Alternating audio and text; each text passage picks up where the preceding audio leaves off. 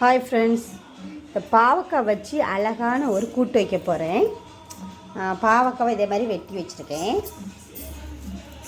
தேங்காவை வறுத்து வச்சுருந்த வறுத்து வைக்கலை, நான் வறுக்கவே இல்லை. இதை என்ன பண்ணியிருக்கேன்னா சூடு பண்ணியிருக்கேன். அந்த தேங்காய் அரைமுறி தேங்காய் இருக்கும்ல, அதை அப்படியே கேஸில் வச்சு சூடு பண்ணி அதை சுட்ட தேங்காவை நான் வெட்டி வச்சுருக்கேன். இனி இதை வெள்ளைப்பூடு, ஜீரகம், மிளகு பொடி, மல்லிப்பொடி, பின்ன நல்ல மிளகு, மஞ்சள் பொடி, குறைச்சி புளி, வேறு எதாவது உண்டா, வெள்ளைப்பூடு தான், சின்ன உள்ளி போடலை, இவ்வளோ போட்டு நல்லா வதக்கி என்ன வதக்கணும், வெறுஞ்சட்டியிலே போட்டு நல்லா வதக்கி எடுத்து வச்சுருக்கணும். வதக்கிட்டு நான் வரேன்.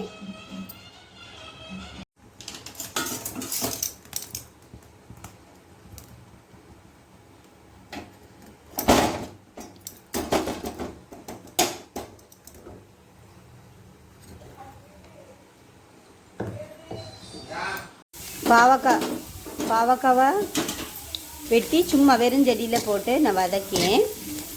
நல்ல கறியை வதக்கணும். வதக்கிட்டு ரெண்டாக தேங்காய் போட்டு வறுக்கணும். இப்போதைக்கு பாவக்காவை நல்லா வறுப்போம்.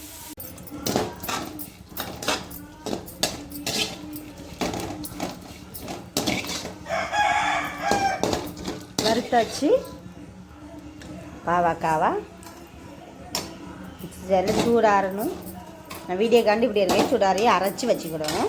அதுக்கு பக்கத்தில் என்னெல்லாம் இருக்குது, தேங்காய், நல்ல மிளகு, ஜீரகம், மஞ்சள் பொடி, மிளகு பொடி, வத்தல் பொடி, மிளகு பொடி தான் வத்தல் பொடி, மிளகு பொடி, மல்லிப்பொடி, மஞ்சள் பொடி, புளி, குறைச்சி புளியும் போட்டு வதக்கி வச்சுருக்கேன். சுட்ட தேங்காய்னா சாதா தேங்காயில் சுட்ட தேங்காவை எல்லாம் வறுத்து வச்சுருக்கேன். எல்லாத்தையும் தனித்தனியாக அரைச்சி வச்சுருவோம். சரியா? அரைச்சிட்டு வரேன்.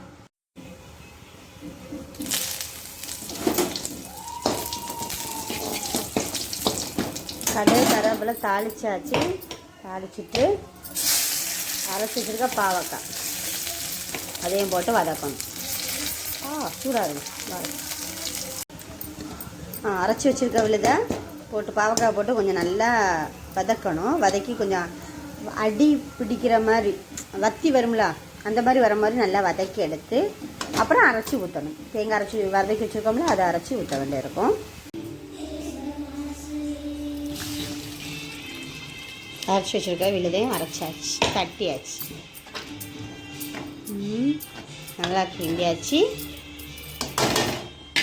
உப்பு போடணும்.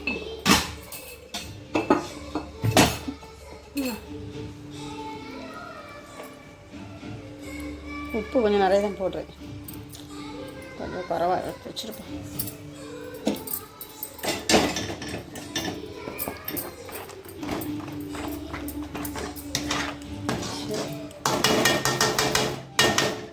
இருந்து வேவட் நல்லா வத்தி வந்தோடனே ஸ்டவ் ஆஃப் பண்ணிவிட்டு இப்போ நான் டேஸ்ட்டு பார்க்க போகிறேன்.